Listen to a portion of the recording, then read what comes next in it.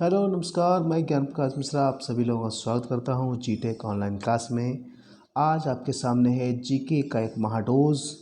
तो जल्दी फटाफट सभी लोग आ जाएं और वीडियो को पूरा देखें। लास्ट ईयर का अनसॉल्व पेपर सॉल्व करते हैं और इसमें बहुत इंपॉर्टेंट क्वेश्चन जो आपके सामने आने वाले हैं। तो शुरू करते हैं बिना कोई देरी किए, बिना कोई बकवास के, क्योंकि हम जाने जाते हैं सीधे अपने टॉपिक वाइज टॉपिक्स और किसी आलतू फालतू चीज़ के बारे में बातें नहीं करते हैं। सिर्फ अपने लक्ष्य पे ही हमें पूरी तरीके से फोकस करना है। यदि आप अपना फोकस सही नहीं करते हैं तो आप लक्ष्य से भटक जाएंगे, आप जो है सफलता नहीं प्राप्त कर पाएंगे। तो सीधे इस समय अपने फोकस पे ही, गोल पे ही फोकस करना है। तो पहला क्वेश्चन आपके सामने है, निम्नलिखित में से कौन सी भारत में आयात की एक वस्तु है। तो ये क्वेश्चन है, भारत में कौन सी आयात की वस्तु के बारे में पूछ रहा है। तो कौन सा हस्तशिल्प है, वस्त्र है, मोती है या अभियांत्रिकी वस्तु, कौन सी चीज़ आयात, ना कि निर्यात, आयात की बात पूछ रहा है। तो इसमें है आपका सी आंसर, बिल्कुल मोती। मोती भारत में आयात किया जाता है। नेक्स्ट क्वेश्चन है आपके सामने, यदि किसी वस्तु की मांग और पूर्ति दोनों बढ़ जाती हैं तो संतुलन कीमत क्या होता है। कम हो जाती है, वही रहती है, बढ़ जाती है, इनमें से कोई नहीं। तो 102 का जो है आपका सही आंसर है बी, यानी वही रहती है। यदि किसी वस्तु की मांग और पूर्ति दोनों बढ़ जाती, मांग भी और पूर्ति बढ़ जाती, तो यह संतुलन बिल्कुल वही रहता, कोई भी इसमें ना तो बढ़ेगा ना तो कम रहेगा। नेक्स्ट क्वेश्चन है प्रस्तावना। प्रस्तावना क्या है। प्रस्तावना मतलब परिस्थितियों पर निर्भर करती है, न्याय या अन्याय या कार्यपालिका द्वारा प्रवर्तनीय है। क्या प्रस्तावना है। तो क्वेश्चन नंबर 103 का करेक्ट आंसर है हमारा क्या है, शी, यानी अनन्याय। अनन्याय है, प्रस्तावना एक अनन्याय है। नेक्स्ट क्वेश्चन है, गांधी जी के अनुसार स्त्री किस संदर्भ में पुरुष से श्रेष्ठ है। कौन से है, सहिष्णुता, नैतिक बल में, शारीरिक बल में या बुद्धि में। ये बहुत इंपॉर्टेंट क्वेश्चन है, इसे आप लोग जो है नोट करके भी रख लें। तो इसका जो है आपका सही आंसर है बी, यानी नैतिक बल। नैतिक बल में जो है स्त्री पुरुष से श्रेष्ठ मानी जाती है गांधी जी के अनुसार। नेक्स्ट क्वेश्चन है, निम्नलिखित में कौन सा उत्पादन के उत्पादित साधन के रूप में माना जाता है। संगठन, भूमि, पूंजी या श्रम। 105 के लिए जो आपका करेक्ट आंसर है तो है वो पूंजी, बी आपका करेक्ट आंसर है। नेक्स्ट, राज कमेटी किससे संबंधित थी। बैंकिंग से, कृषि से, बड़े पैमाने के उद्योग से या लघु उद्योग से। तो 106 का जो आपका करेक्ट आंसर है वो है बी, कृषि से। राज कमेटी जो आपका कृषि से संबंधित थी। नेक्स्ट क्वेश्चन आपका है, प्राथमिकी कृषि द्वारा पीएस थोड़ा क्वेश्चन, हाँ क्वेश्चन है, प्राथमिक कृषि ऋण समितियां, ये PACS आरंभ की गई। आपने देखा होगा गांव में, ठीक है, तो आपकी जो होती हैं PACS जो होती हैं, खाद वगैरह देते हैं, तो व्यक्तियों को ऋण, कृषि ऋण की सुविधाएं भी मिलती हैं, ठीक है। तो ये जो है कब से आरंभ की गई थी। आरंभ की गई थी मतलब ग्रामीण कर्जदारों को पुनः वित्तीय सुविधा प्रदान करने के लिए, ग्रामीण कर्जदारों को अल्पावधि ऋणी प्रदान करने के लिए, ग्रामीण कर्जदारों व माध्यमिक ऋण प्रदान करने के लिए, या ग्रामीण कर्जदारों को दीर्घावधि ऋण प्रदान करने के लिए। तो कौन इसमें सही होगा। 107 का जो आंसर है आपका बी बिल्कुल राइट है। ग्रामीण कर्जदारों को अल्पावधि ऋण प्रदान करने के लिए, यानी ग्रामीण जो हैं, तो जो कृषि से जुड़े हुए हैं तो उन पर कर्ज वगैरह तो कुछ समय के लिए ऋण जो है उन्हें प्रदान किया जाता है। इसके लिए PACS की स्थापना की गई थी। नेक्स्ट क्वेश्चन है, भारत का सबसे बड़ा गुंबद है, तो कौन सा गुंबद है जो सबसे बड़ा है? 108 के लिए आपका कौन सा होगा? तो याद कर लेना, आपको मोस्ट इम्पॉर्टेंट क्वेश्चन है आपका, ठीक है, सी यानी गोल गुंबद। गोल गुंबद आपका दैट इज राइट आंसर है। चलते हैं नेक्स्ट क्वेश्चन पे, 109।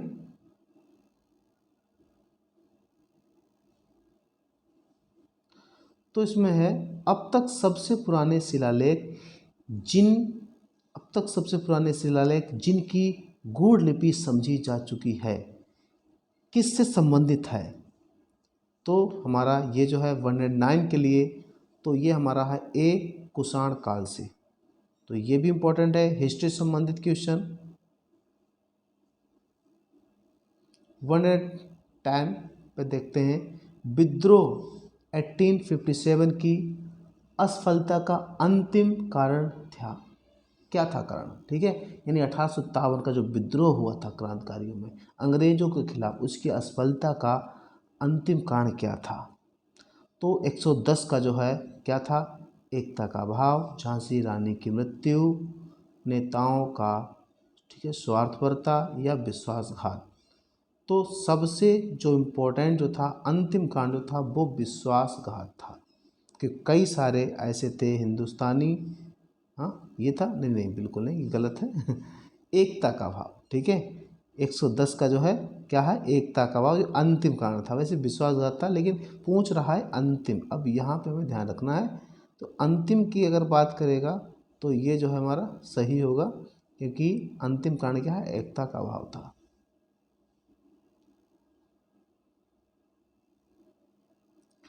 पर्वतों का सामान्य वस्ती प्रकार है, ठीक है।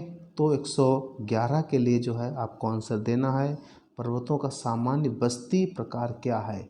ऐसे क्वेश्चन हैं आएंगे आपके एग्जाम में जो आपको कंफ्यूज कर देंगे, जो आपको लगाना क्या आंसर है। तो आधे तो बच्चे इसमें तुक्का मारेंगे, तो तुक्के वाले जो है वो सब चले जाएंगे, क्योंकि हर एग्ज़ाम तुक्का पे नहीं होता है। अगर मान लो हज़ारों में एक का तुक्का कहीं लग गया तो लग गया, ठीक है, अन्यथा आप अपने आप को धोखा दे रहे हैं। तो यहाँ पर 111 का जो करेक्ट आंसर है वो बी है, ठीक है, विकर्ण या बिखरा हुआ, ठीक है। सामान्य बस्ती इस प्रकार का पर्वतों का होता है। 112 का जो क्वेश्चन का आंसर देना है, एनी बेसेंट का संबंध है गदर पार्टी से, आर्य समाज से, प्रार्थना समाज से या थियोसॉफिकल सोसाइटी से। तो इसका 112 का जो सही आंसर है डी है, थियोसॉफिकल सोसाइटी से। राज्यसभा की सीटों की अधिकतम संख्या हो सकती है, राज्यसभा के जो है कितनी संख्या अधिकतम हो सकती है? तो 500, 250, 275 या 300, ठीक है। तो इसका आपको सही आंसर जो है वो 250 अधिकतम हो सकती है राज्यसभा। नेक्स्ट क्वेश्चन, भारतीय संविधान के किस अनुच्छेद के अंतर्गत भाषण एवं अभिव्यक्ति की स्वतंत्रता के अधिकार की गारंटी दी गई है? तो अनुच्छेद 22 है, 19 है, 20 है या 21 है? तो हमारा अनुच्छेद जो 19 जो है, इसमें आपको अभिव्यक्ति की स्वतंत्रता एवं भाषण की स्वतंत्रता का अधिकार दिया गया है, आपका अनुच्छेद 19। हर्षवर्धन किसके द्वारा पराजित हुए थे? किसके द्वारा पराजित हुए थे? तो तायला सेकेंड, जय सिंह, पुलकेशिन या पुलकेशिन द्वितीय। तो 115 का सही आंसर है आपका डी, पुलकेशिन सेकेंड यानी द्वितीय के द्वारा हर्षवर्धन पराजित हुए थे। 116 का आंसर है, इंग्लिश ईस्ट इंडिया कंपनी को किस वर्ष समाप्त कर दिया गया? तो 1860, 1856, 1857, 1885। तो इसका जो है सही आंसर 116 का है डी, 1885 में इसको समाप्त कर दिया गया। इसके बाद पूरा शासन जो है वो ब्रिटिश साम्राज्य के द्वारा ही शासन किया गया। मरियाना ट्रेंच महासागर में स्थित सबसे गहरा ट्रेंच है।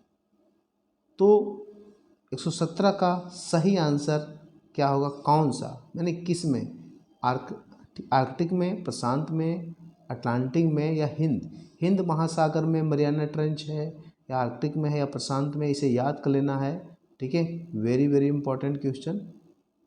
तो ये जो है हमारा किस में है, प्रशांत महासागर, ये समझ लो सबसे आपका गहरा महासागर है और सबसे बड़ा भी है। ठीक है, तो इसमें सबसे गहरा जो है ट्रेंच है वो मरियाना ट्रेंच है।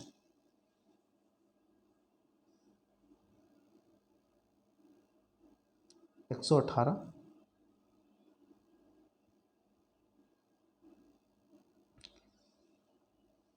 निम्नलिखित में से कौन सा एंटी डायूरेटिक हार्मोन्स है। तो एक्स में 118 का सही आंसर देना है। क्या है, कार्टिसोम है, वैसोप्रेसिन है, ऑक्सीटोसिन है या एसीटीएच है। तो 118 का सही आंसर है आपका वैसोप्रेसिन। ठीक है, वैसोप्रेसिन है वो एंटी डायूरेटिक हार्मोन्स है। 119 को आपको आंसर देना है। मानव में CSF की मात्रा कितनी होती है। CSF की मात्रा कितनी होती है। तो 19 का सही आंसर है डी, 150 मिली। तो देख लीजिए आप लोग, इस टाइप के आंसर आते हैं। वर्ष के लघुत्तर एवं दीर्घतर मौसम के लिए वृक्ष पत्तीहीन और अपर्ण हो जाते हैं। तो 120 का जो है आपका आंसर है ए, यानी पर्णवाही वनों में क्या हो जाते हैं, पत्ती विहीन हो जाते हैं। 121 का है, किस पादप में तना संचयन तथा चिरकलिकता के कार्य करता है। तो इसमें आपका डी आंसर हो जाएगा हल्दी में जो होता है तना जो है संचयन तथा चिर कलिकता का कार्य करता है। हल्दी को याद कर देना आपको। नेक्स्ट आपका है 122, विश्व स्वास्थ्य संगठन यानी WHO ने चेचक उन्मूलन की घोषणा कब की गई। तो आपका सी जो है इसका बिल्कुल सही है, यानी मार्च 1976 में चेचक को उन्मूलन की घोषणा कर दी गई।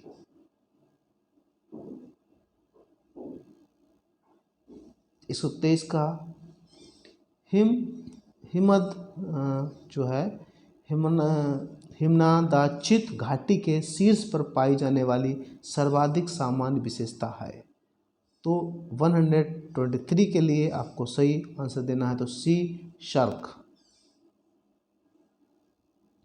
124 का निम्नलिखित में से किसको ब्लैक गोल्ड कहा जाता है। ब्लैक गोल्ड बहुत इंपॉर्टेंट आंसर है आपका। इस क्वेश्चन को आप नोट कर लें बिल्कुल, और ये एग्ज़ाम में आपके 99% आने की संभावना है। 124 का आपका डी को जो है ब्लैक गोल्ड कहा जाता है, यानी कोयले को ब्लैक गोल्ड कहा जाता है। निम्नलिखित में से कौन सा भारतीय राज्य में प्रातःकाल में सूर्य की किरणें सबसे पहले पड़ती हैं। तो कौन सा ऐसा राज्य है जिसमें सबसे पहले सूर्य की जो है प्रातःकाल की किरणें पड़ती हैं। तो अरुणाचल प्रदेश, याद कर लेना, अरुणाचल प्रदेश में सबसे पहले आपकी सूर्य की किरणें पड़ती हैं। 126, निम्नलिखित में से कौन सी युक्ति वैद्युत ऊर्जा को नियंत्रित ऊर्जा में परिवर्तित करती है। तो आपका है इसका बिजली की मोटर जो है वो आपकी विद्युत ऊर्जा को यांत्रिक ऊर्जा में बदलती है। ठीक है, और जो डायनमो जो है वो यांत्रिक ऊर्जा को विद्युत ऊर्जा में बदलता है। ठीक है, तो ये दोनों क्वेश्चन याद करना, दोनों क्वेश्चन इंपॉर्टेंट है और दोनों से आ सकते हैं। यानी डायनमो जब आए तो आपको क्या होगा, ठीक है, ठीक है, यांत्रिक ऊर्जा को विद्युत ऊर्जा में बदलता है, और बिजली मोटर जो है आपका यांत्रिक आपका जो है विद्युत ऊर्जा को यांत्रिक ऊर्जा में बदलता है। 127 का है, डोरी से बंधे हुए एक पत्थर को तेजी से वृत्त में घुमाया जाता है, घुमाते समय अचानक डोरी टूट जाती है,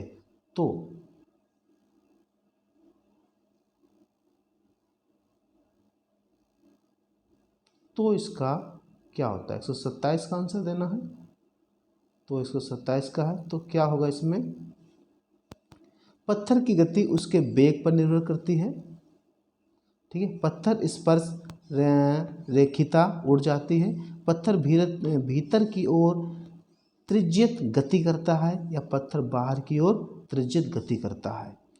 तो 127 के लिए आपका होगा बी आंसर, पत्थर स्पर्श, ठीक है, रेखित उड़ जाता है।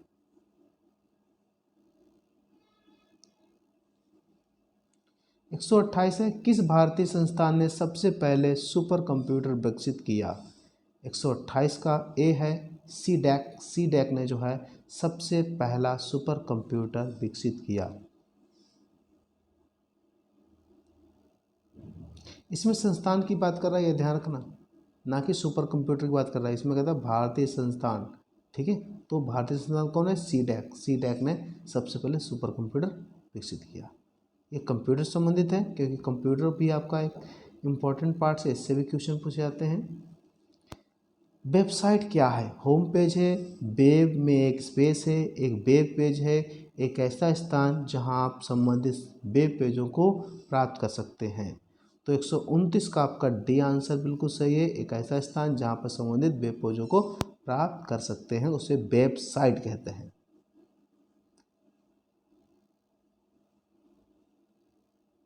130 का जो आपका करेक्ट आंसर है क्या होगा, एक स्थान से दूसरे स्थान पर यात्रा करने वाले लोगों द्वारा प्रयुक्त कंप्यूटर है।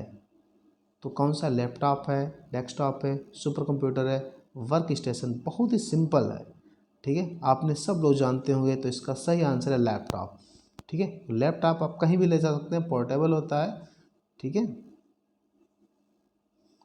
तो 131 है, स्थायी चुंबकन किस स्थिति में किया जा सकता है, इस्पात में, ढलवा लोहा, पिटवा लोहा, या कच्चा लोहा। तो किस में हो सकता है, 131 का आपका करेक्ट आंसर है इस्पात। इसमें कंफ्यूज मत होना ढलवा लोहा कच्चा लोहा में, ठीक है, तो ऐसे भी क्वेश्चन दिए जाते हैं जिनसे आप कंफ्यूज हो सकते हैं।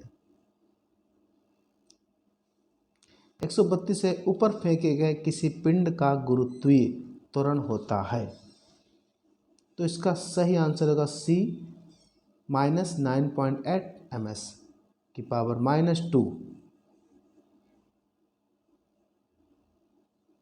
133, किस पिंड का जड़त्व निर्भर करता है, उसके घनत्व पर, उसके द्रव्यमान पर, उसकी आकृति पर, या उसके आयतन पर। तो 133 का सही आंसर है आपका बी, उसके द्रव्यमान पर।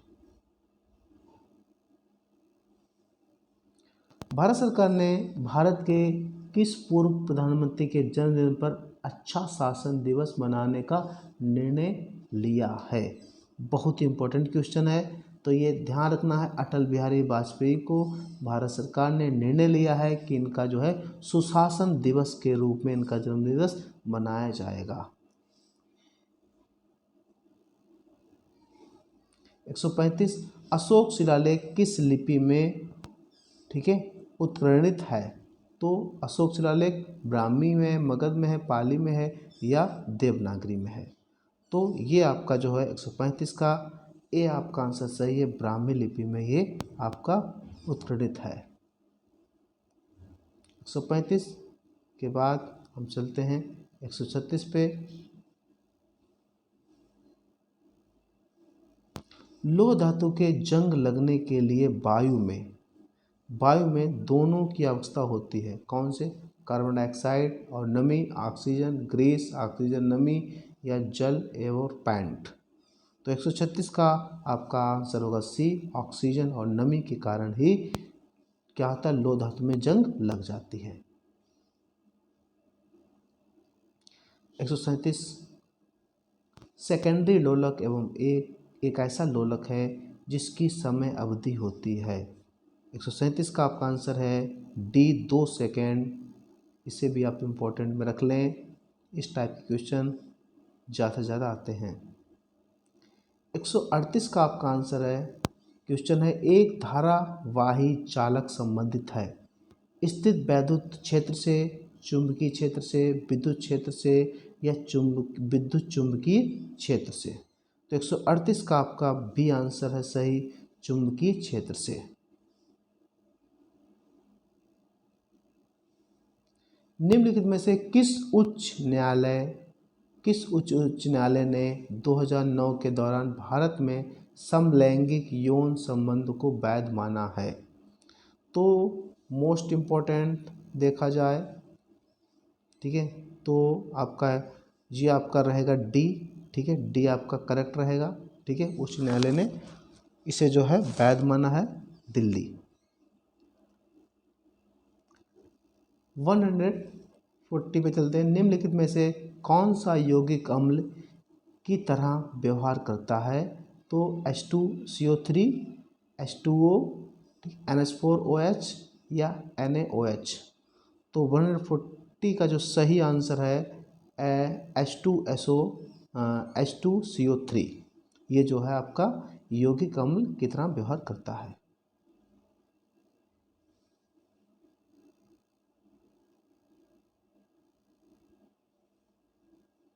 वन 41 एक नीले लिटमस पत्र को पहले तनु अम्लीय विलयन में और फिर बाद में तनु क्षारीय विलयन में डुबाया गया है।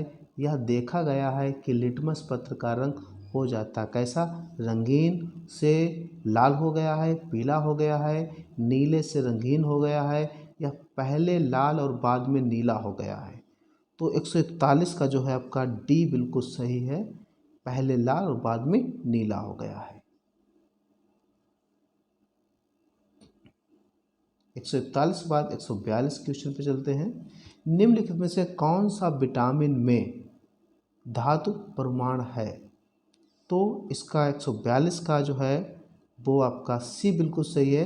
विटामिन B12 में आपका जो है धातु परमाणु पाया जाता है, विटामिन B12। 143 पर्यावरणीय आंदोलन के परिणाम स्वरूप किस परियोजना को रोक दिया गया था? नर्मदा परियोजना, गंगा सागर बांध, ठीक है, साइलेंट वैली जल विद्युत परियोजना या प्रोजेक्ट टाइगर। तो 143 का जो है सही आंसर है सी, हमारा साइलेंट वैली जल विद्युत परियोजना। 44 है किस वर्ष में प्रोजेक्ट टाइगर आरंभ किया गया था? किस, ठीक है, तो ये वर्ष पूछ रहा है प्रोजेक्ट टाइगर कब शुरू किया गया है। तो इसका आपका जो है देना है 144 के लिए सही आंसर। तो इसका सही आंसर है आपका बी, यानी 1973 से 1974 में प्रोजेक्ट टाइगर शुरू किया गया था।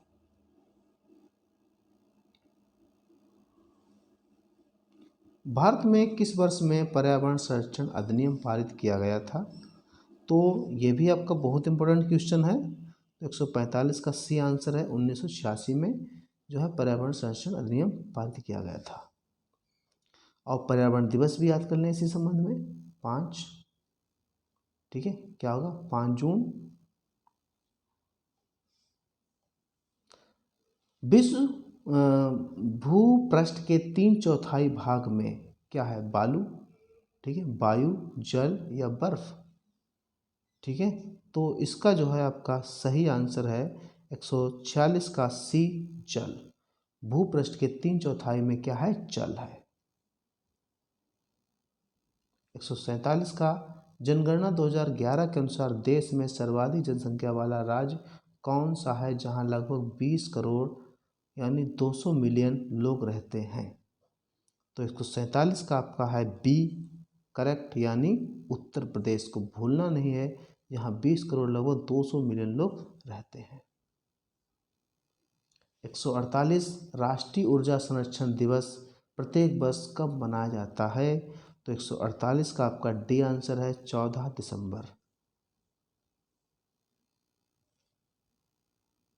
149 गोबी डेजर्ट एशिया में सबसे बड़ा मरुस्थल क्षेत्र है। यह दक्षिण मंगोलिया के प्रदेश तथा उत्तरी प्रदेशों को आच्छादित करता है। तो 149 का आपका है ए यानी चीन। चीन में आपका गोबी डेजर्ट है जो एशिया का सबसे बड़ा मरुस्थल क्षेत्र है, इसे याद कर लेना है।